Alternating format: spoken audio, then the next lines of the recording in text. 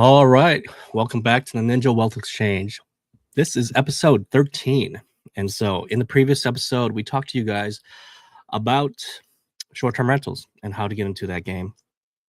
We had our guest, Chai Hyung from Florida, where he does a whole bunch of STRs out of the Orlando Disney area. If you missed that episode, go back into your YouTube library and you can watch that one. The episode before that, we had talked about long-term rentals and how you can get started doing that. So naturally, of course, it leads up to the next thing, flipping, right? Where I personally don't think it's investing, more like speculation. It's more like transactional, right? You are, you're buying something short term. Hopefully, you buy it low, you do some stuff to it, and you resell it high. All right. But today we have our very own Johnny Vang here. He has recently acquired a flip project of his, and he's gonna go through with us what he saw in the deal, why he decided to do it. So he's gonna break it down, right? From acquisition, planning strategy, how did he fund it, how did he buy it, what's his plan for renovation, and what's his expectations in the deal, right? Is it going to be a good deal or maybe not, right? So let's get right into it. So Johnny, welcome in. How are you doing? Hey, what's up, man? I'm doing pretty good. Been busy, but doing good. Yeah. All right. Yeah, yeah. So yeah, I mean, let's get right into it here. So you recently closed on a flip, right? What was that? A week ago, 2 weeks ago? It was a week ago. Yeah, about a Okay. week ago Friday. Yep. And can you tell us how you found that? Was it through MLS? Was it through off market, on market, wholesaler? Yeah, so when I do flips, I'm always looking everywhere, right? You're talking to wholesalers, you're looking on the MLS, you're looking on Zillow, because sometimes Zillow has properties that are not listed on the MLS. You're just basically looking everywhere and talking to everyone to try to find something. But this specific property, I actually found it on the MLS. So Nice. Nice. yeah. Yeah, believe it or not, deals still exist in MLS. I I do help a lot of investors to find flips, and most of our deals we find for them do come from the MLS. I found it to be like market to market, honestly, like in terms of how good is the deal from a wholesaler versus the MLS, or obviously the best one is you find off market with nobody else involved, right? Um, but in our market, wholesalers are pretty much listing their deals as close to retail. So it doesn't really make a whole lot of sense. There's not a lot of meat in the bone. What are you seeing in your Twin Cities area with wholesalers?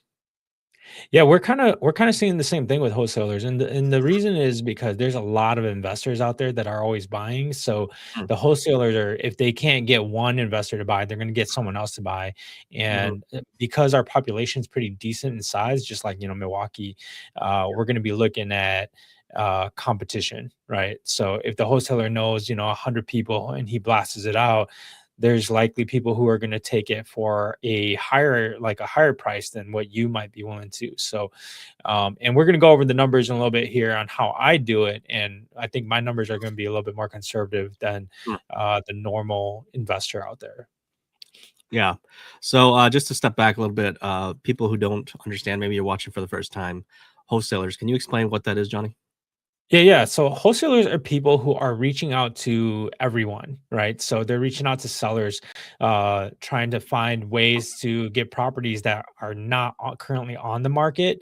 So they don't actually they're similar to realtors, except for they do business off of the MLS, right? And they don't give you any kind of fiduciary responsibilities when they come in. They service you. What they really do is they come in, they'll call. Let's say, for example, they'll call a seller, cold call, whatever, find out how, like, if someone's selling a property, they'll reach out to them and they'll say, "Hey, looks like you want to sell this property.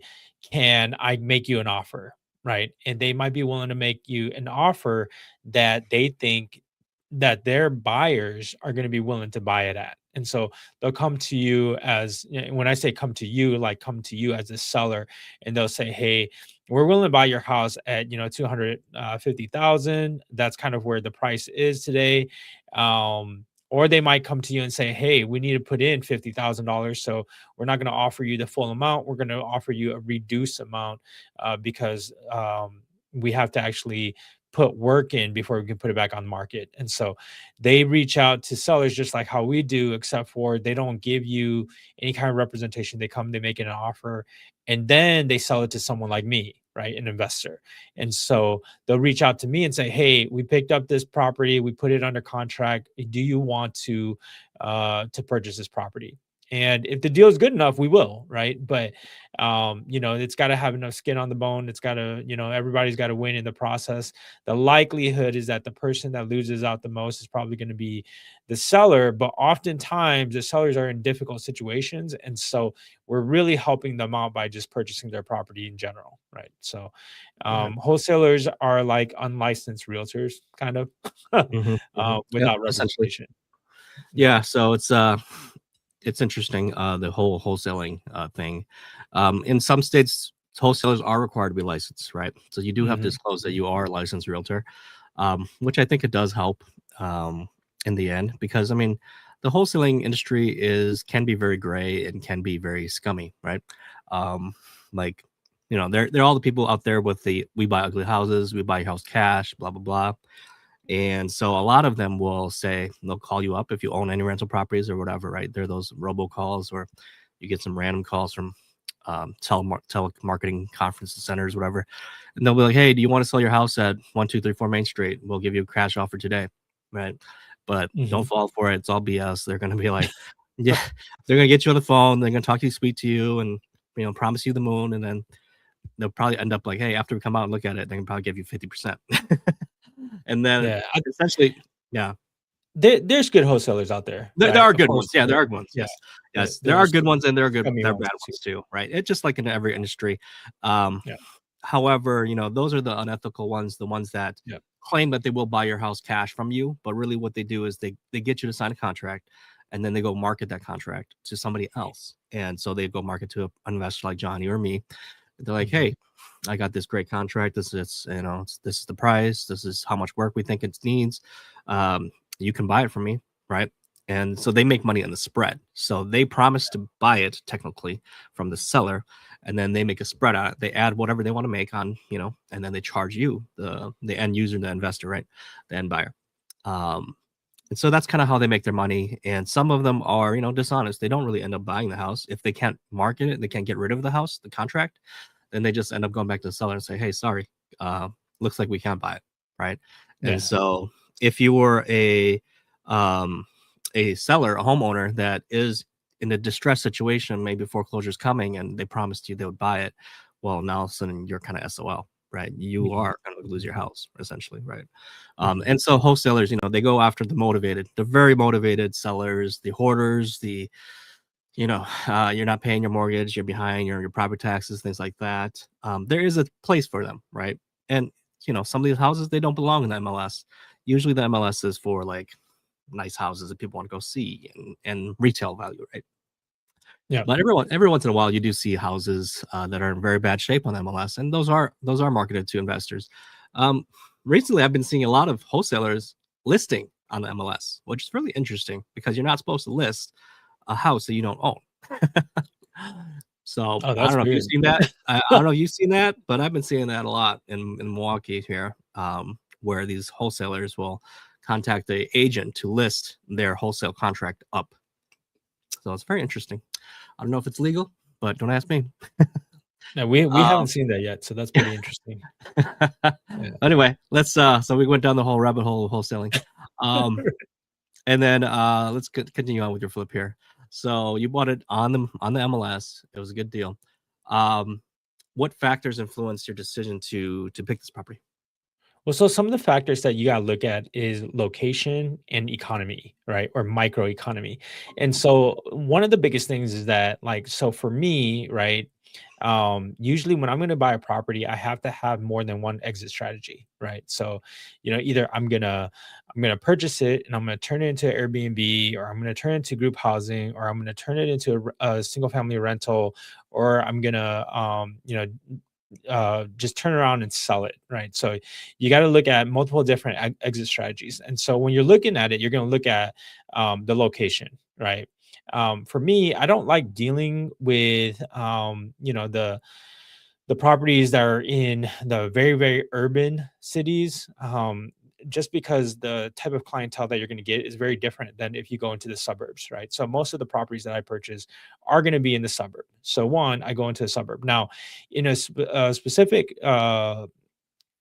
suburb, there's going to be a microeconomy. And so the specific house I bought was in Brooklyn Park. And in Brooklyn Park, I know Brooklyn Park pretty well because I live in it myself.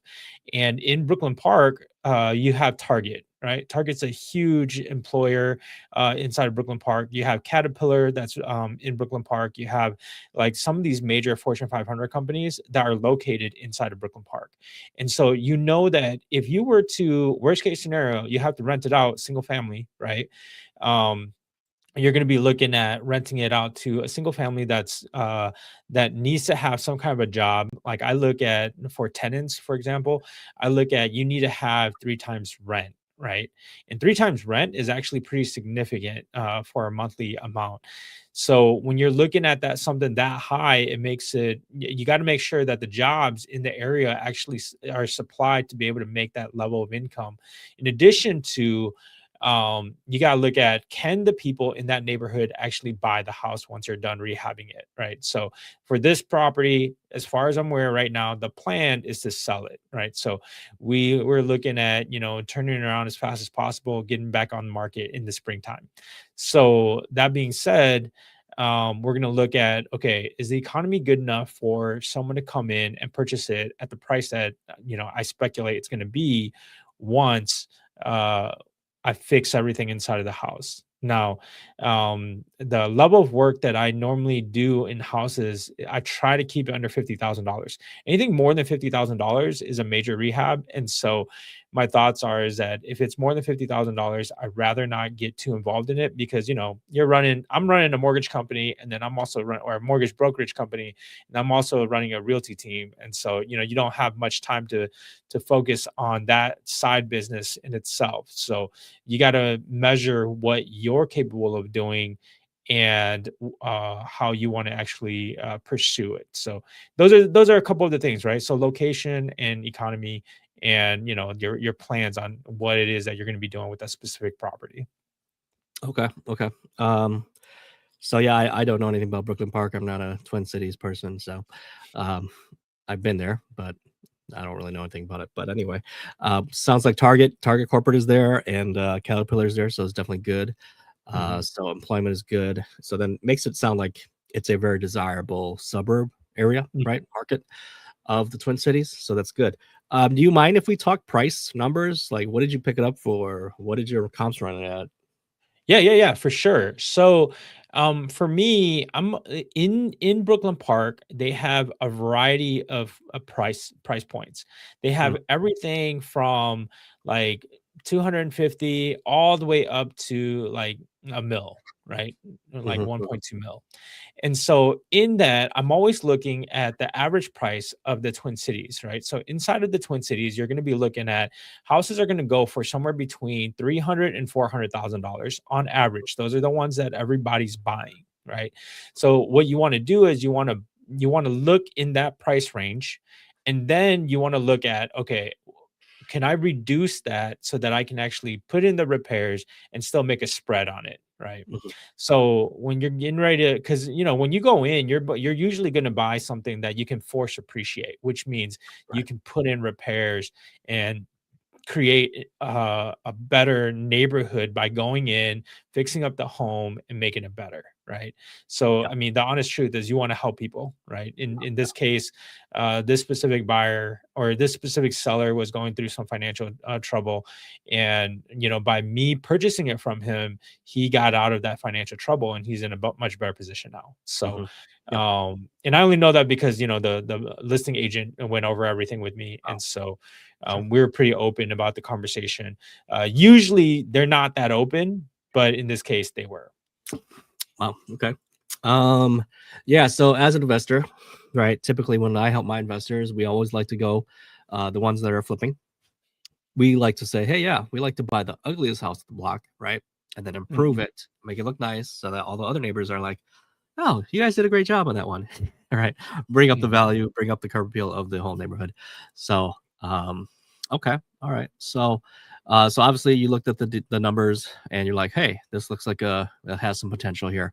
And then of course the area, all that fits for your buy box, your criteria, right? And Yep. then let's talk about the next step, financing, right? So you Actually, found the property. before we Oh, go there, could okay. could I show you guys how I would Oh, sure, recommend someone that's not a realtor do it? sure. Oh yeah. And You talking then about comps or what? yeah, yeah, yeah. Well, not just comps, like how you can actually look, right? Okay. So, you're seeing my screen now. Yep, yep. I put it on the share. Yeah. Okay, perfect. So in this neighborhood, right, we're looking at okay, where are the price points, right? So when you look in this specific neighbor, you're seeing things for sale, and this is mind you that this is the winter market. So that means that prices are going to probably be down by about 10% in the winter market, if not maybe even a little bit more. So when you're looking, okay, you're looking at these different properties, you're going to see one here. So this is Brooklyn Park, right? And we're looking for a 3 bedroom, 1.5 plus bath, right? More than 3 bedroom, more than 1.5 bathrooms, up to 350,000, nothing more than that because you want to sell it for about, 400,000 or in that range. And specifically single family homes, right? I don't do anything beyond single family because single family sells faster, right? So when you're looking in this neighborhood, you have, 305 here, 345 here, 299, 240, right? So when you're looking, you're like, okay, this one is priced pretty low, right? And so you kind of want to look at, okay, so this one is a duplex, you can tell, or maybe a twin home. And so that's not something I'm going to work on. That's the reason why it's much lower. So we're not going to look at that one. So let's look at the next one, right? The next one is 299. Okay, so this is a single family home. It's already a 4 bedroom, 2 bath. This is what we consider here in Minnesota a rambler, right? Some people might call it a bungalow, but we call it rambler. So I'm just going to click through the pictures real quick. Okay, so this is why it's not selling, right? If you look at this color, there's no way. Can you see the color on this? um, let's bring you the Looks pictures, right? beautiful. Beautiful. Yeah. Um, this Very yellow futuristic. is not gonna work, right? So the family that lives in here might really like it because it might brighten up the whole entire house, but the honest truth is nobody else is going to care for it. So the question is, how do you come in and how do you help them with this process? Well, you're not going to buy it right at price, right? As an investor, you're likely going to buy it somewhere between 70% to uh, uh, 80% ARV, right? So what that means is after repair value. So once you go in, you update everything. Where's the price point going to be? And then you subtract it out, the percentage for you to make sure that you're going to make some kind of income on it. But of course you're going to increase the value of it because you're going to make it way better than it currently is. So this is something that you can go in, and since it's on the market you can actually reach out to the realtor, right? So the realtor's information is right here, and then you can just ask them like, hey, can you guys do something better than this? Like, can I like, and then of course, talk to your realtors, have them take you out, go look at the property. Is it something that you're interested in? And could you get the price lower than this? Now, Mhm. for this house, right? Let's say, for example, the value truly is, I actually, my thoughts are just because I know the area, it's probably going to be like somewhere between 325, 325 is probably going to be your max purchase price for this Mm, in the springtime. So mm. you're going to go So not ahead and y- what was that? not really a good one then. Well, so you're Not gonna not at take this price. your Not at this yeah, price, it's you're not. gonna do your numbers, right? So 325 for the house, right? Mhm. You're gonna get your spreadsheet out, right? Times it Yep. by point let's say 75, right? Because that's what Mm, you want to buy it at is 75% of the actual value. So the okay. max that you can offer right now is 243,750, right? Mm, So this dollar amount right here. okay. Um so that's the max that you can offer. Now, the question is, how much are the repairs going to cost? Could you do them yourselves and could you make it less? Whatever it is, let's say it's, I don't know, 500 for painting because you know how to do it yourself. You're going to put in the manual labor. And that's all it really needs, right? Painting, maybe, another $500 for patching with some holes or something like that. So the max Yeah. you can offer is actually going to be 242 750, right? So Mhm. then you talk to the agent and just say, hey, or you have your agent reach out to him like, hey, would your client be interested in this? Is this something that is even worth your time? Like you don't want your realtor to already write a contract because you don't want to get stuck under this by sending an offer in and then having to wait. You just want them to call, right? Just can you call them real quick and find out if they'll accept this number? Yeah. Um, some listing agents will say, send us a contract. And then, of course, you send one in. But if they just say, hey, we might be willing to entertain it, then you send in the offer. Right. So then, So this one, I think when you scroll down a little bit, it said 60 some days in the market. So yeah, they are, that's 2 months, right? And yeah. So they're going to be motivated. Yeah. I mean, if they want to get rid of it, right, they would be. Yep. But yeah, and then you can see the history, right? So here's the Yep. history. We're listed up for sale back in the end of October, and then they finally dropped the price just recently. So they Yep. were holding out for a while. So maybe they're not that motivated. No, they're guarantee you they're motivated now because when they wanted 325 to begin with, because that probably truly is the value of the house Right. once the upgrades have been done to it, Sure. right? Or Mhm. once the repairs and the like once you bring it back to neutral colors, right? Yeah. Um, nobody goes into a house wanting to buy a house and wanting to paint everything, right? Now, they might go into a house and see it and they might be like, okay, it looks nice, but we probably will paint it, right? Mm. Um, if it's Yeah. a neutral color. If they walk right in and they have this like bad taste in their mouth as soon as they walk in, they see bright yellow walls and like that distracts them from the whole purchasing process. They're going to be like, I don't like the yellow walls. That's the first thing. And that means I don't like the house, right? Yeah. So, So, I mean, um, other interesting thing to note is that they bought this property in 2020 during COVID for mhm, 286. It listed at 279.9, so they overpaid because it's COVID market, right? So you had to mhm, overpay to get it. So yep. if they bought it at 286, realistically, if asking them to take 240 may not happen. But you never know. Yeah, So you just don't know. You don't know their situation. right, You you never gotta know. ask, right? The Right, big thing is, yeah, they may not take it, but it doesn't hurt to ask, right? So go right, ahead and just ask. If you run the numbers and you think that you can actually get more than 325 for it, of course, right, go in, right? But right. I mean, if you only have to put in a couple $100, right? Or maybe a grand or maybe 3 grand, would this make money for you? And the answer is absolutely. So as you walk through, you should probably have your contractor with you as you walk through. Assuming you do a lot of flips, they'll come out. If you're not doing a lot of flips, they don't want to be there. So you just have to be good at estimating or guesstimating what the actual cost is going to be to fix things up. Now, after you get under contract, I always do an inspection, and the inspection will allow me to know whether I actually want to continue and proceed with it. In this case, there wasn't much of an issue, so we went ahead and move forward with it. Mm, okay. So, um, so we actually bought the house for 250,000. But our property was listed at 315, right? Wow. And the after repair value is probably closer to 350 Oh wow. come springtime. So the spread is pretty good on it, right? So and then of course you got to check rent, right? You want to go in here, you want to, 3+ bedrooms, 2+ bath, right? Single family home. And so you're only checking And rent. you're I look mean, if it's a backup strategy or what? Because you're planning to flip, right? Yep, yep, yep. Backup strategy, right? Because if Okay. it doesn't fit your backup strategy, you don't want to go in it, right? So in Obvious. this case, Okay. you're looking at 4 bedroom. The house that I bought was a 5 bedroom. This is, you got one here, 3 bedroom, 26, 4 bedroom, 28, right? So when you're looking at those numbers, of course, you're gonna run them, find out if it pays for the mortgage, right?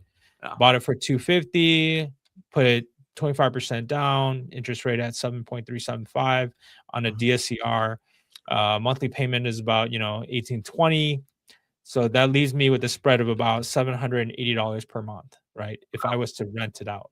Mm. Um, of course, I'm thinking I could probably make about 50,000 on it. So, you take 50,000 divided by the possible spread difference, and that's going to take me about 5 years, right? So this is about 5 years. We can divide it by 12 for 12 months. It takes about 5 years for me to recoup that 50,000. So I'd rather go ahead and make the 50,000 today. in a couple months rather than wait 5 years for it, right? Mm. Okay. All right. Cool. Okay. Yeah. So we can dial back. All right. So where were we at now? So We're the talking about financing. funding. How Yeah, did you fund? yeah. Yeah, so funding, right? So I went ahead and used a DSCR loan. And the reason I used the DSCR loan was because I had the down payment, right? I had the ability, and if worst case scenario comes, I already have it under a 30-year fix, and we can go ahead and just rent it out, right?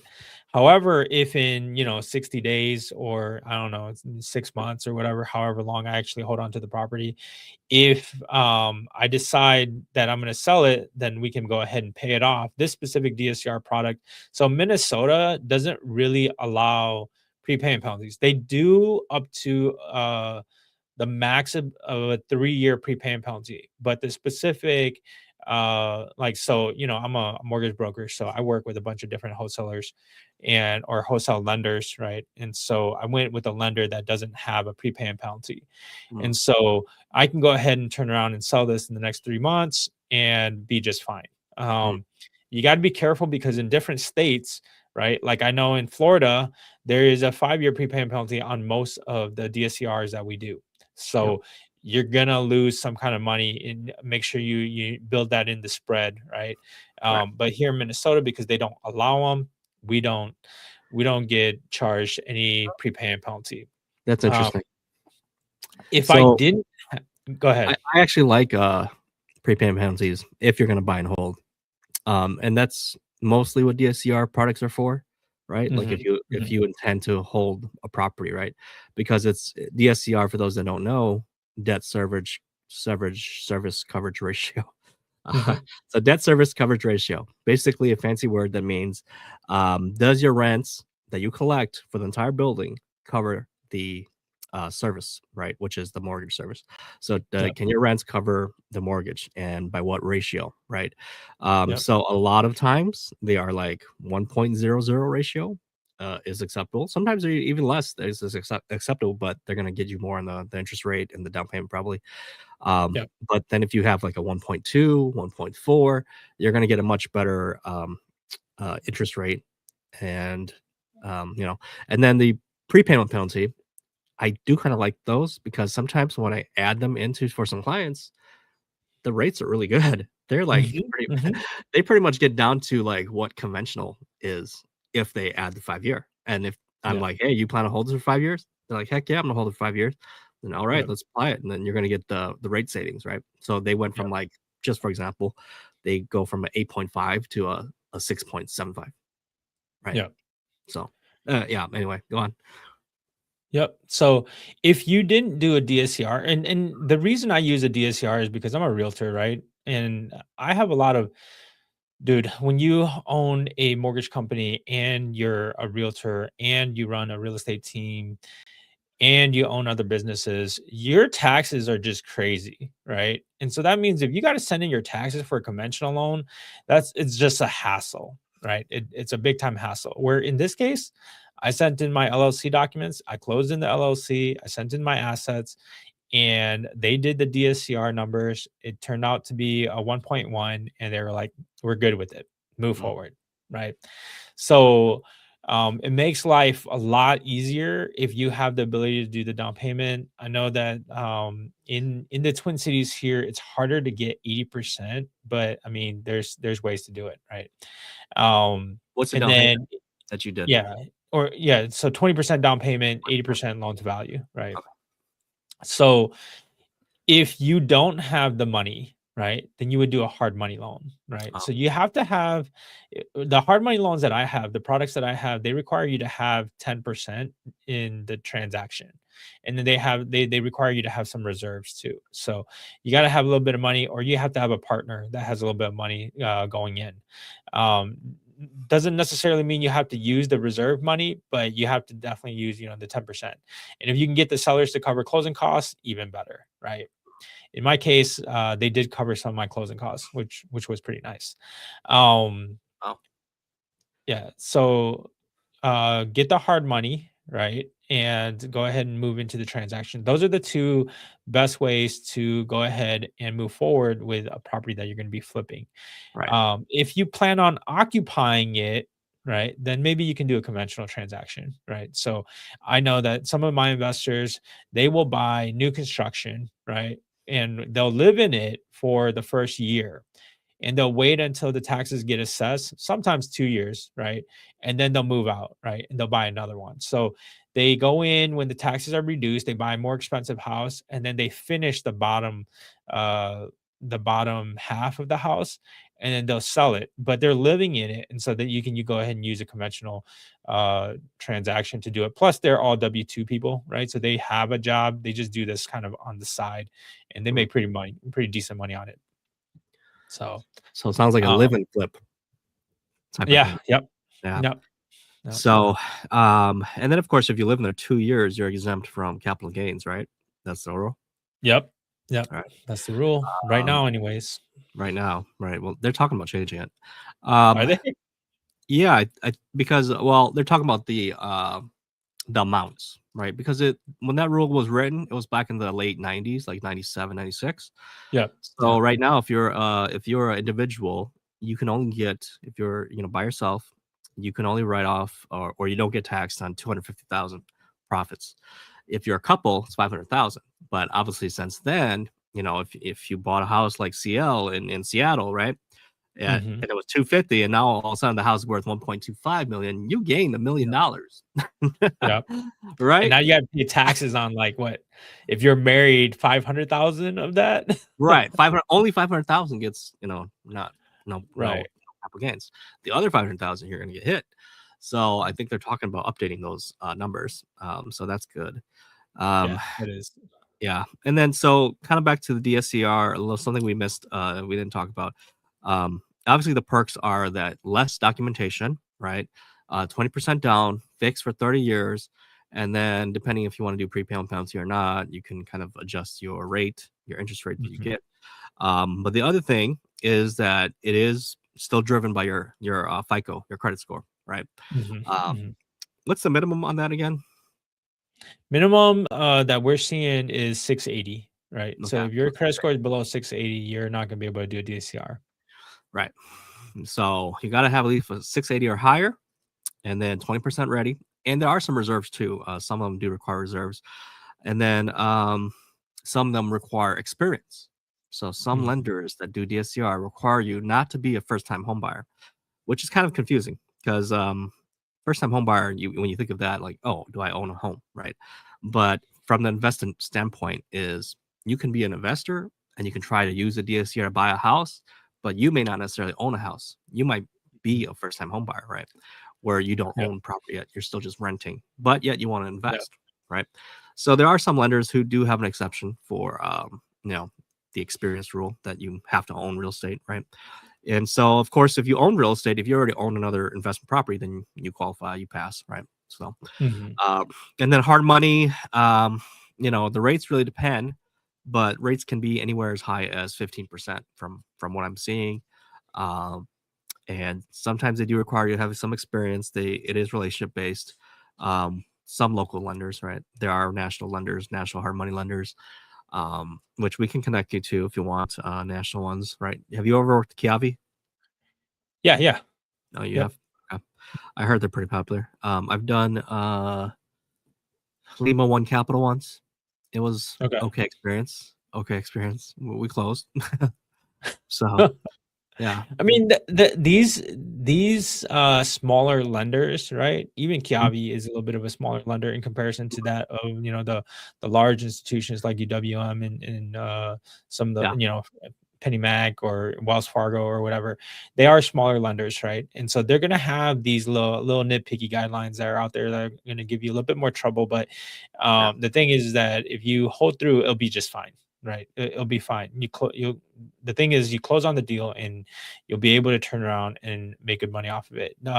One thing I want to say about the hard money loans is that it's a short-term loan, right? Yes. Right. So most of the times you're not going to have it more than a year and a half. And if you do, there's going to be penalties behind it, right? Most of Wow. the times I'm That's going to pretty long. recommend. Yeah, That's yeah, pretty yeah. long. That's on the long, like it's somewhere between 6 months to a year and a half. So you're gonna want to pay that hard money off with a traditional financing as fast as possible, or sell the property as fast as possible. Right. If you're gonna take more than a year to rehab this place, Hmm. get ready financially. You're gonna have to do some digging into how it is that you're going to be able to move it faster so that you can actually use the hard money loans without having to pay so much interest. Most of my investors, they move it within a 3-4 month period, right? Okay. There's a couple that I know that takes about 8 months, but 8 months have been the max that I've seen so far. I Okay. haven't seen anybody do it like a full year's worth of hard money. It's just too expensive by that point, right? So Hmm. that's something that you got to prepare for, and make sure you're aware that either you got to refinance out, you got to sell the property so you can pay off that hard money, because it really is just a short-term loan. Yes. So that is a very good point. So DSCR, like you said earlier, can be 30-year fixed, right? So you're Yeah. set, fixed rate 30 years, right? Yeah. Um, and then hard money, right? Hard money is a little bit easier in terms of like less contingencies, less hoops to jump through. Mhm. DSCR can still require the traditional appraisal, lots of conditions, reserves, things like that, right? Hard money is usually like they do their own in-house underwriting. They'll check their Mhm. own numbers, or you supply the numbers, and they'll just look over your numbers. And if you can prove that the targeted ARV, the after repair value, is what you're saying it is, numbers work out. A lot of like local harmonies that I work with, they'll just give you the loan. Like there's no appraisal, they can close as fast as 2 weeks. And so that is one of the perks of a higher interest rate and a shorter term. It's much easier to get into a property, especially if there's a lot of competition. If you got to go up against people, if you're going to submit an offer with a DSCR versus a hard money versus cash, right? I mean, hard money is typically almost like cash. Um, so those are the things that you got to think about. And hard money, you got to be out within, you got to have that thing on the market by month 4, probably month Mhm. 5 at the Mhm. latest, right? Or you're Yep. going to be like, you're gonna be sweating Yeah. some big you get the whole balloon, right? This due, right? Yeah. So yeah, those are the hard things. And then if you can't flip it, or you can't, do that, then that's where the backup strategy comes in, where you could potentially put a renter in there if the numbers work out, Yeah. and then you can go do a DSCR refinance, right? So they're Yeah. gonna look at the rents of the area, and then as long as the rents cover your mortgage, right? And then Yep. you can pay off the hard money lender through the refi, then you're good, right? So you Mhm. could hold Mhm. on to the property a little bit longer. So that's kind of the backup scenario that you should probably be looking at as a investor, as a flipper, where if maybe the flip doesn't go well as planned, right? Mhm. Uh, Mhm. so and then you had talked a little bit about if you want to go the conventional route to fix up a fixer upper house. Um, so I just wanted to make mention that depending on the condition of the property, right? If it's Mhm. a very dumpy, unsafe, inhabitable, right? Yeah. Um, It's not right? gonna work. It's not gonna work. Conventional is not gonna fly, right? Sometimes even DSCR lenders have issues. I've Yep. seen it happen. Like the appraiser fails it, and that's happened in one of Yep. my deals. And I was like, "Oh my god, really? Like this property is so much nicer than other ones that have passed before." But Mhm. you may just be the unlucky person to get that one underwriter, and he's gonna flag it, right? Yep. And then it kills the deal. Mhm. Um, so in that instance, if you wanted to like buy something like that where you wanted to live in and you wanted to flip it or fix it and then sell it later down the line, you could do what's known as a 203K loan, right? Which is a rehab loan. And they Mhm. offer this as FHA, they offer this as a conventional. Um, And what ends up happening is you buy it for a certain price, you get a contractor out there to bid, whatever you want to do, right? Like new roof, new bathroom remodel, new kitchen remodel, whatever, right? They add it all up, and as long as the sum of the price that you're buying today and the rehab, right, that you're going to put in, you add those together, as long as that value equals the new like ARV after repair value, then it's good. You're going to get approved for the loan. And so that is a really good way for a person who potentially doesn't have quite the money to buy a house in a really nice neighborhood they want to be in, but they can pick up a fixer upper and then get the rehab loan portion to help them rehab it and then get into that home, right?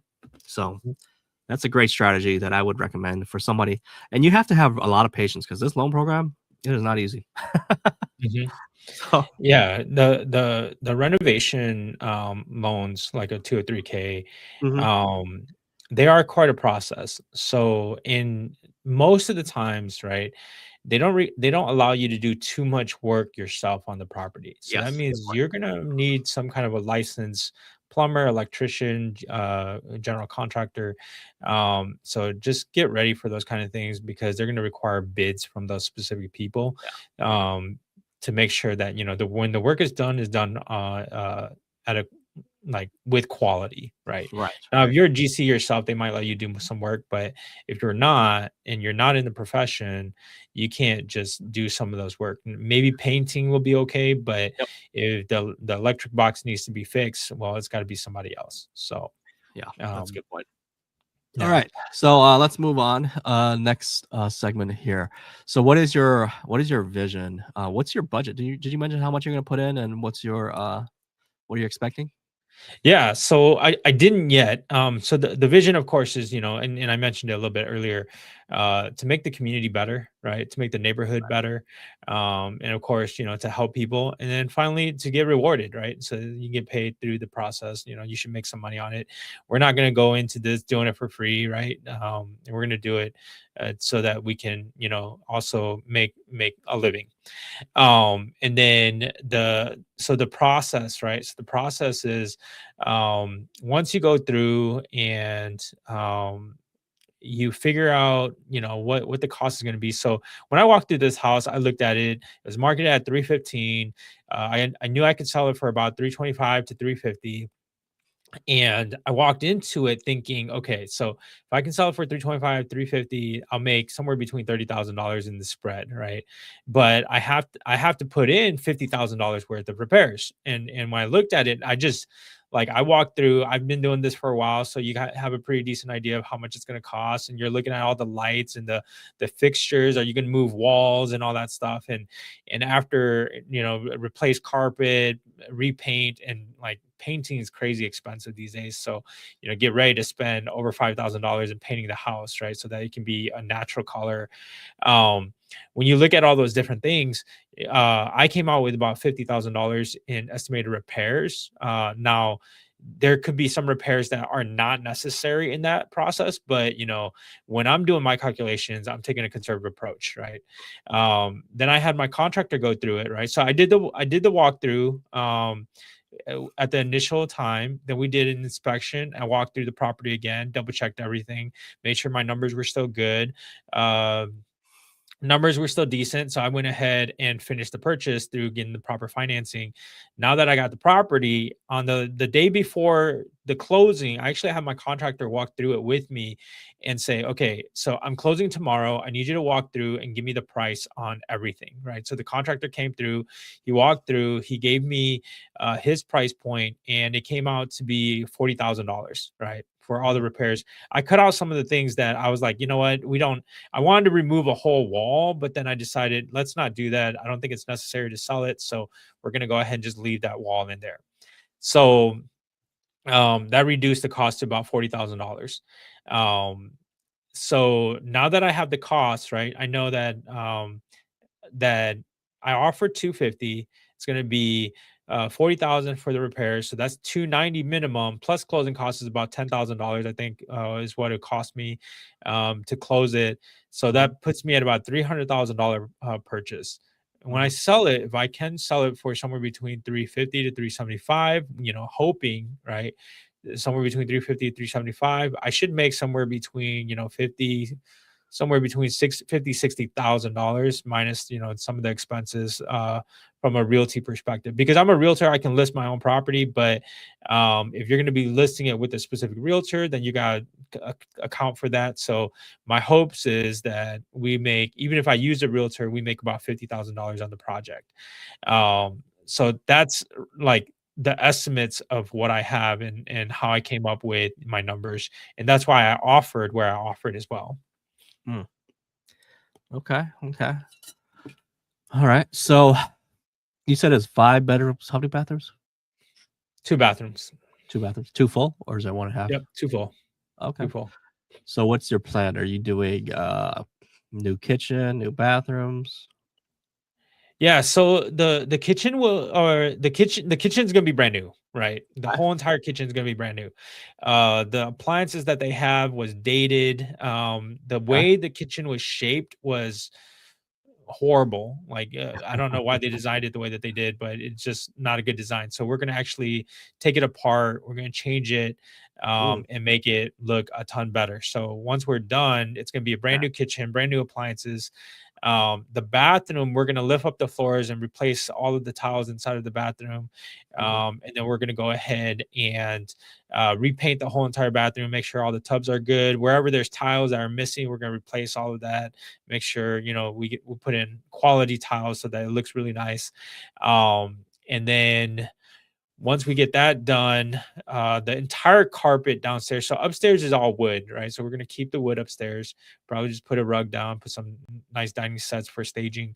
Downstairs, we're gonna actually remove all of the carpet. We're gonna actually put a wall in and create a new doorway, right? Mhm. Um, and repaint the whole. So the whole entire house is gonna be repainted because right now they have like one room is all pink, right? So we're gonna Mm. get rid of that. One room has black stripes or black and white stripes, and we're gonna remove all of that, right? And so it's just kind of awkward and weird. So the whole entire place is gonna be remodeled and it's going to be like brand new looking when we're done, right? Brand new Yeah. looking when we're done. The other thing is that here in Minnesota there are fireplaces, like Mhm. wood burning fireplaces. Oh, We're okay. actually going to close out the fireplaces and then we're going to sell it as just something nice to look at. So oftentimes they turn it into a electric or some kind of gas burning fireplace, but we're not going to do that. We're just going to leave it. There's already a furnace that heats up the house just fine. So Mm, um, in the house, it's just going to be aesthetics, right, for the okay. fireplaces. Now, as far as you mentioned the furnace, I mean, mechanical wise, anything else you need, like a new furnace, new AC, water heater? No, so the furnace is pretty new, the water heater is pretty new, the AC is pretty new, the roof was pretty Nice. new, and so were the windows, right? They're all Great. like within 10 years replaced. And so It saves you a lot. those are yeah, those are things that when you go in, you're gonna want to watch for because if you're gonna replace all that stuff, you got to add it to the budget, right? Oh yeah. Okay. So it sounds like mostly cosmetics then, from what you've said. Yep. Yep. That's why I picked it up, right? I don't have time for something that, you really have to put in anything more than cosmetic work. Oh yeah. Oh yeah. Okay. Okay. All right. So what's your timeline? You said, when are you going to start doing the work, and when do you plan to list? So we closed a week ago. The work will begin tomorrow on Monday. Okay. And so we're gonna like you can't waste time. Like you have to jump right in. You got to get it up and running and going. So my hopes is that we finish in a month. If we're not so lucky, which you always have to give time for, right? Anytime you do a kind of a renovation or a flip, you have to add additional time on top of what the time your estimated time is going to be. So in this case, if we finish in 2 months, great, right? So we'll take January, February to finish it. March we'll list it, and it'll be up for the spring market, which is pretty ideal, right? Things don't normally always work out this well, but in this case, my thoughts are in 2 months we'll be complete and it'll be on the market. Yeah. Yeah. And you're not under a whole lot of pressure because I mean you have a DSCR loan, not a hard money, Mhm. so you Yep. can take that. I mean, there is holding costs, right? So you There it got is. to think about that. Yeah, you got to pay for the electricity, you got to pay for, all of the water, you got to pay for the heating, you got to pay for like the monthly payments that you're going to have. So it's a DSCR loan, so I'll get 1 month off, and then the month it begins will be probably, I think February will be, no, is it? Yeah. February will be the first month's payment, and so I'll have 1 month, and then we'll put it back on the market. Now, if I had to hold it for longer, that's gonna and let's say, for example, it's gonna be 6 months, I'm gonna have 6 months worth of payments, right? So, you better have that money, right? Right, right, right. Okay. And then once you get everything all fixed up, I mean, what's your marketing strategy when you get everything fixed up? Do you do any staging? What do you do? Yeah, so we always stage the living room, the dining room, the master bedroom, right? Those 3 always has to be staged because that's what sells. When you walk into the other bedrooms, people are like, "Oh, I want this to be my office," right? Because they may not have kids, right? So Mm. you want to give them the ability to have their own ideas, but in the specific master bath and in the specific, like dining room or kitchen area, you want to make sure that it looks really, really good and people want to buy it. It's same with the living room where it's like comfortable living. You're going to want to stage it, and then of course, I always do a comparable market analysis before I sell it. So if you don't have the skill sets to do something like that, then I recommend get a realtor involved, like a listing agent, who can run numbers for you to find out where the market's going to be the moment that you're actually going to rent it. So I always make sure that you have a CMA done in the same month that you're going to be listing the property. Mm. Okay. So we skipped over contractors. I mean, contractors is one of the most important things when you're doing a flip, right? Mhm, mhm. How do you go about picking one?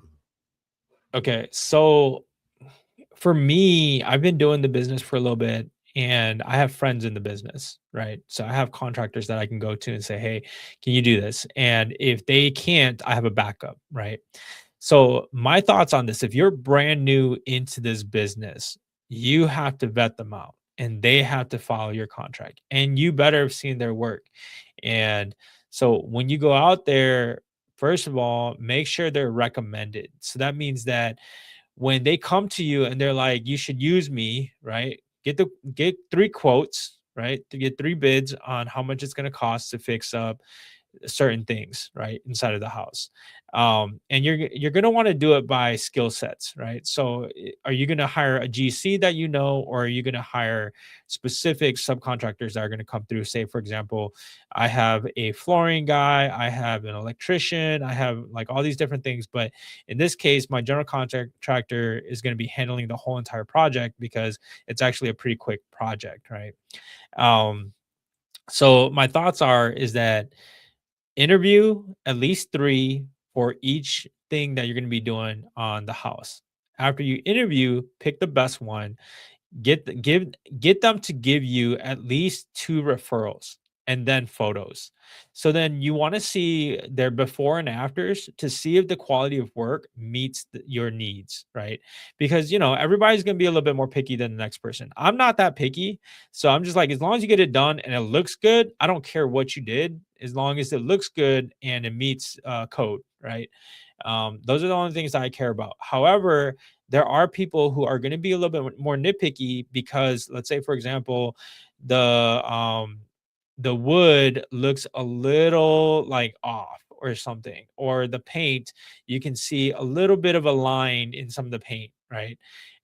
If you're picky, you're going to have to find a higher end person that's going to be probably more expensive, right? So, and then I think the biggest thing is your contract with your specific, uh,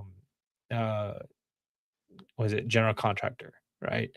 You got to be pretty specific about what it is that you're going to do. In this case, the guy that's doing it, he's been doing business here in the Twin Cities for a long time. I trust him. He's a friend of mine. We've been doing business for a while together, and I've seen his work. He does fine. I'm not worried about, what he can and cannot do.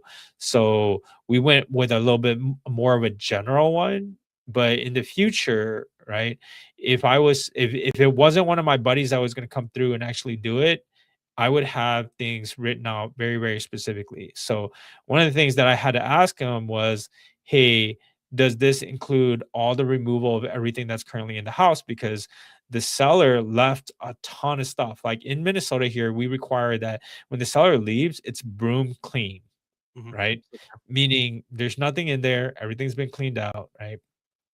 In this case, there was sofas, furniture, I mean, you name it, there was all kinds of stuff left behind. So I had to ask the general contractor, my friend, "Hey, is this gonna actually be, included in the price? And then is the appliances included in the price?" And of course, all that answer was yes, right? Okay.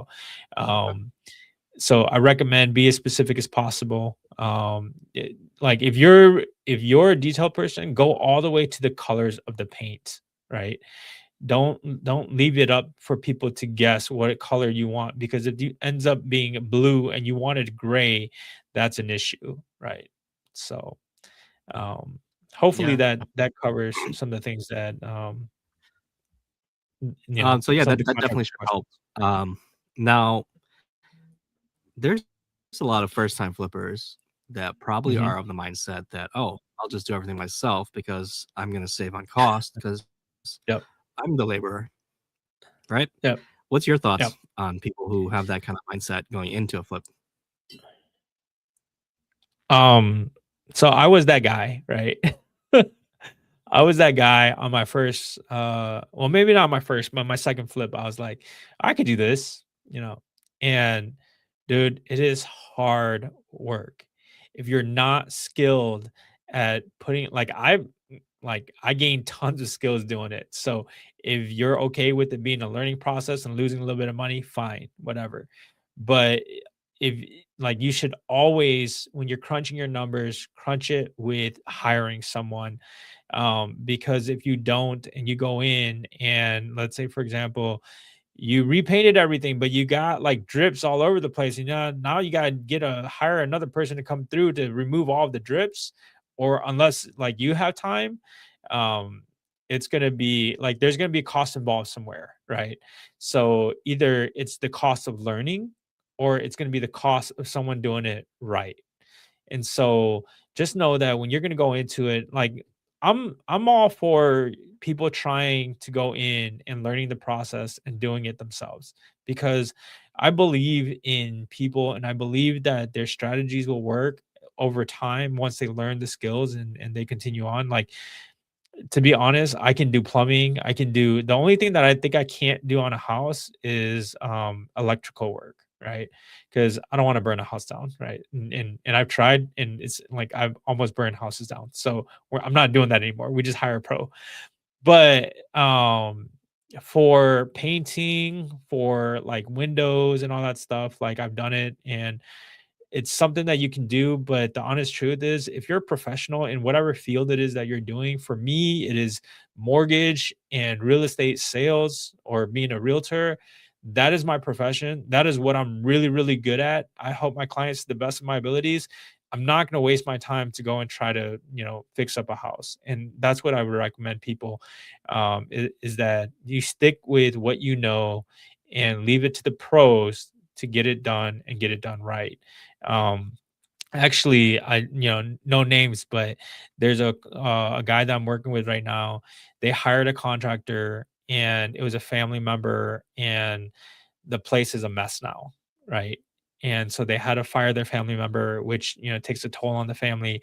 And now they got to bring in a new guy, and the new guys are like, "Well, they messed everything up, so we got to go back through and undo everything they do, and then redo the new stuff."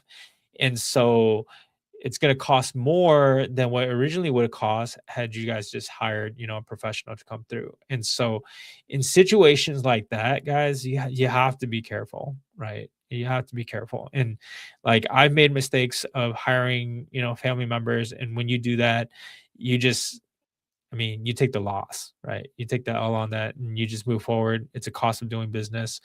You thank them for their business. You don't do wrong by the family members. You just, even though it's going to cost you, you take it in and you just move forward. So that and by all means, do not go in husband and wife thinking that you guys will be fine, because you will argue all the way through. The wife's going to want something different for the kitchen than the guy is, right? The husband. And that's the same thing with the bedroom, same thing with the colors. Like, I mean, you name it. Unless you can agree with everything your wife says ever in a house, you're not going to want to be working with your wife in that. I mean, you want to test your marriage, go ahead, but but I'm telling you, it's rough. Okay. So we got some marriage tips too. Okay. All right. Relationship. All right. Cool. No, I totally agree. Stay in your lane. Nothing wrong with like learning how to do stuff like you said. But there is a price that comes with it. And even though it's free, it might look free or less expensive. Your time is valuable too, right? Like you Mhm. said, if you're much better at finding deals, locking deals up under contract, go do that, right? Stop Mhm. wasting your time painting or trying to do tile. Tile's easy, mudding is easy, but it takes skill to do it right, right? Um, Yeah. fixing a leak, fixing a toilet is easy, but not until you buy the wrong part, and then you got to run to the store back and forth, and that ends up eating the whole half of your day. Yeah, you know what Yep. I'm talking about. Yep. Oh, I bought the wrong size hose. Oh, I bought the wrong size thing. Like, yeah. The other So, day the other day I went to install a thermostat, uh-huh. and, so I picked up a new thermostat, got all the wires, got the Mhm. batteries and everything, got to the house, and I didn't have the tiny little screwdriver that you need to be able Oh, to yeah. unscrew the screws for the wires. And I was like, "Oh my goodness." Now I gotta run back to the store. Luckily, there was another contractor there that was able to cut a piece of metal that allowed us to be able to, unscrew it. Mm, But if it wasn't for that, I'd be running back to the store, and, yeah. it takes time. That's like Oh, a good 30-minute. oh, yeah, man. Not even like, yeah, 30 minutes each time. But, Yeah. that's funny you mentioned that thermostat. Like, there was a Facebook friend of mine, and he's like, "Yeah, I'm gonna install one of those smart thermostats. Looks simple enough. I'm gonna do it myself." He ended up short-circuiting his furnace, destroyed his furnace, broke it somehow, had to call the furnace guy to come out, fix his furnace, replace a board, all this stuff, just because he was like, "Yeah, Ouch. you know what? I could do that." So that's an expensive lesson learned, right? Mhm, Um, mhm. and that's one of those things where it's as easy as, "Hey, make sure you turn off the power to your furnace," right? When you're Yep. messing around with like, wires, which, like you said, you don't want to burn the house down, but you don't want to kill yourself either. So Right, yeah. right. No. All right. So let's move on. Pricing. Once you're ready, once the flip is done, this is the other part, right? Where you make the money. And it doesn't matter whether you're an investor, whether you're a seller, whatever, right? It's very emotional when it comes to listing your own property and trying to figure out what price you should list it at. So, what are your thoughts on that? How do you go about doing that? Do you hire? I mean, yeah, we talked a little bit about you could hire another realtor, you could represent yourself, but what's your thoughts on pricing? So pricing, I always tell my clients, and I listen to my own advice, right? Because I'm a realtor. Price low and get the bids to come in higher, right? Because if you price high and it stays on the market, what happens is people assume there's something wrong, even if there's absolutely nothing wrong with the house, right? So, if you price it low enough, you're going to get a bunch of people who are going to want to come in and buy it. And then there's going to be multiple bids. And then you can ask for highest and best, or you can negotiate the price back up. In cases where, like, look, if you price low and nobody's buying it, that means that your price of that property is actually low, right? Like, and so My thoughts are is that if you only get one offer in, the likelihood is that, you're priced exactly where you're going to be at. Now, if you price low, you're going to see multiple offers, right? So this house will probably price at about like, 365 and see if we can actually get, because I really think that it's going to go for 375. Um, with not that many house on the market for this specific neighborhood, it's probably going to go at the higher price because it's just overall the house is going to be in really, really good condition once we're done. So, we're going to price it low. We think it's going to go for 175 or 375, and we're going to sell it for, 365 in hopes that we get multiple offers. They'll drive the price right back up to 375. Hopefully, we get someone that comes in and says, we don't want any inspections. We're going to just move forward. And that make the process a lot smoother and a lot faster. Granted, if they want to do inspections, that's totally fine too, because the house is going to be in tip top shape when we're done. Right. So, um, my thoughts are is that you got to make sure you don't overprice, because when you overprice, that's like the worst thing you can do when selling a house. You overprice, no one puts an offer in, 2 weeks go by, you drop the price. People are going to wonder, why did they drop the price? And then 2 weeks go by after that, nobody's bought it because now you're at price. And because 2 weeks have gone by, they're thinking you should give more discount. So after about a month, now you're dropping it again, and somebody finally comes in and is like, "Oh yeah, so the house is actually what I want. Everything seems to be really, really good, but we're gonna lowball them because it's been on the market for a while, and there probably is a problem, right?" And so even if they find no problems, you're just not getting the best offer at that point, right? There's been houses where I've offered on that are in good condition because I just wanted to pick it up as a rental, and I offered the price at what I thought the value was going to be. They received zero offers, right? And they reject my offer. And then like 2 months go by and they take the offer that was priced at the offer that I originally made, right? And so my thoughts are is that and that's from a buying perspective, right? My thoughts are is that don't number one, don't overprice. Number two, right? The first offer you get, like take it seriously. Because there might be a reason that it's priced exactly where it's at. And sellers oftentimes are going to be like, well, they didn't give me what I want, so I want to leave it on the market longer. Well, yeah, you want to double check that, right? Yeah. You may not get another offer. So, Yeah, it's always very, very interesting on the pricing strategy. Like we said, it's very emotional. And mhm, sometimes the purpose of hiring a professional or somebody else besides you is to have another opinion, right?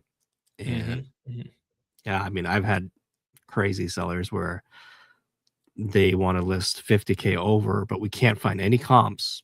I show them all the comps in the market. And there's no comp that can support what they're wanting to list at. And mhm. then the price that I want them to list at, and they're like, well, if we get an offer at that price, can we reject it? I'm like, this price that I'm suggesting to you is still 25,000 over what I would recommend you list at. you This know? is professional advice right now, right? Yeah, and then they keep saying like, "Oh, but mine's like 100 square feet more." Well, who cares? 100 square feet more is not It's not really gonna some. make or break a deal. Yeah. Right, right, and it's like, well, what is there a benefit to the 100 square feet? And the condition, right? Condition plays a huge part. For whatever reason, it's always "Oh, but the house across street, the neighbor across street sold for this, and I think my house is better, so, you know, I wanna list it for this." So, it's always crazy, yeah, but, sometimes they listen, sometimes they don't, but it's the challenge, right? And I think, you have to have a game plan, like you said. If you list it for like, "Hey, seller, we can list at your price," but if you get only one showing that whole first week, we need to drop the price immediately, Yep. right? We need to do something immediately because especially in a seller's market or in a seller's market where sellers are selling their homes quickly, if your listing has very little showings, one in a weekend, that's a huge red flag that you are Mhm, way overpriced, mhm. right? And buyers are not stupid, right? So I think a lot of sellers, they don't think of it in the buyer's perspective, right? Mhm. Um, I do a lot of work with buyers, right? And so when we're trying to put in our offers, especially in competitive markets, I'm always trying to put them in the perspective of the seller, right? Like, hey, to Mhm. write the best offer, the one that has the highest chance of getting accepted, we got to think in the seller's shoes, right? Like, what would you want to see in an offer, right? Obviously, Mhm. besides highest price, what terms, right? And then the same thing. I think when we're on the listing side, we need to talk to sellers and put them in the perspective of the buyers, right? Just like you mentioned, if you list high and your house is on the market for 30 days, it's a turnoff to a buyer. Mhm. Their game plan is going to be different, right? It by the time Yeah. you drop the price 30 days later to where it should have been, according to your agent when they first talked to you, by the time you drop the price to that price where it should have been, the buyer's gonna be like, well, that dude's desperate. I'm gonna go in there and I'm gonna lowball him even more, right? Yep. So the game plan's different, right? But had you Yep. priced it right in the beginning, day one, you would have got like multiple showings, multiple offers potentially, and you would have been Yeah. one and done, right? Yep. So that's a challenge. Are you trying to share something or? No, no, I'm not. I think I canceled out the sharing. That's All all I right. was saying. Okay. So that's the pricing, and yeah, it's always tricky, tricky. Of course, everybody's trying to get the most they want, right? So, Mhm. and that's our job is to help our clients get the most they can, right? Yep. So looking back so far, you haven't closed this, you haven't sold it yet, right? But Mhm. what lessons have you learned so far? What challenges have you had already? What do you have to overcome already? Yeah, I think the biggest one that I have is, if you expect the property to be broom clean, right? Mm. Don't close on the deal until it is. Ah, I, yes. I expected it to be broom clean, but then, and I was told by the listing agent that it was. Mm. Well, I went to closing that day, and then I showed up in the afternoon, and they still had a moving truck in front of the house. Oh, I probably should have waited, yep. right, All right. and did a few more walkthroughs to make sure that everything was really, really clean. Mm. I mean, could I bill the seller, um, for cleaning the property? Yeah, but I Mm. mean, what are the chances that you're gonna get that paid, and what kind of hassle do you actually have to go through for that process? Yeah. It's really, really difficult after the closing to try to do anything. So, Hmm. but no, outside of that, my thoughts are is that we'll see what happens, right? The property should sell. It's actually a really, really nice property.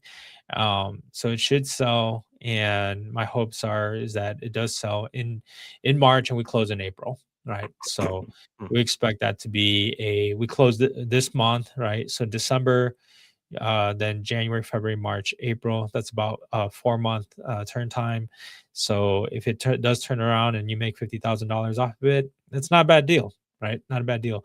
Um, and as a realtor, I'm still debating on whether I should do that strategy, with EXP, where we just go ahead and take the 16 up front, and then every deal after that we're capped, right? And so, um, sometimes as a realtor, we can get it paid through as 100% commission, versus trying to do it as a transaction. But I gotta run my numbers to find out if that's something that makes sense to do. Mm. Okay. Awesome. So we'll stay in touch with you on the progress, and Mhm. you can keep us updated as you go. Yeah. So we've got the holidays coming up here. This is our last episode for the year. We're going to take next week off and spend the Christmas with the family, right? Yep. Um, Reflect and rest, and you know, get ready for the new year here in 2026. So we'll see you guys back in 2026. We do have our Facebook page, right? So a Facebook page, Ninja Wealth Exchange, if you search it up. So maybe we'll have Johnny share some pictures as he's progressing along the way of his flip. So you guys can stay tuned and follow us for that. But yeah, I mean, anything else you want to add, Johnny, before we head out? No, I mean, I think the biggest ad is, hey, if this is something you're thinking about doing, right? I think start sooner than later. And don't be afraid to find partners, because maybe they'll have a different skill set than you do, and things will work out better. In this specific case, I don't have a partner, but in other transactions I do have partners. And so find a partner and get going, because the sooner you do it, the faster you're going to learn. And look, how often do people make $50,000 in a span of about 4 months? Um, if you find the right deal and if you can make something like this happen, I think it's worth it for most people, right? So Mhm. get involved, watch, watch our videos, subscribe so that you guys can see what we're doing, right? And how we're building wealth, and how you might be able to get involved too, right? Talking to, those that are newbies, those that are professionals, you guys know what you're doing. Feel free to reach out if you want to partner up. So that's my 2 cents. Yeah, no, totally. So there's always the negative Nancy's out there that always say, "Oh, but the deals are not out there. The prices are too high. There's no good deals. Everybody's Hey, got overpriced." one. Right. Right, right. And so what it goes to show is that you just have to be ready. You have to be Yep. looking, and it's your network, really. If you network, like you said, when you're ready to look for a deal, I'm looking for a deal right now. I'm looking for a deal in DFW, right? So I'm Nice. contacting realtors, I'm contacting wholesalers, I'm contacting investors for off-market deals. So I'm Yeah. actively looking for something to pick up, right? But no, you just got to be out there looking. And when you look at enough deals, you begin to start filtering right away that what's a Mhm. good deal, what has potential, what's like total waste of time, right? Yep. Yep. So you start to see that. Yep. But yeah, that's pretty much it for this episode. So Ninja Wealth Exchange episode 13 here, just to show you guys that we're not here just to talk about real estate all the time. We're actually out here doing deals ourselves. So all right. Have fun. Have a great Christmas, Johnny. I'll see you next year. Thanks. Sounds good. Same to you, man. Bye.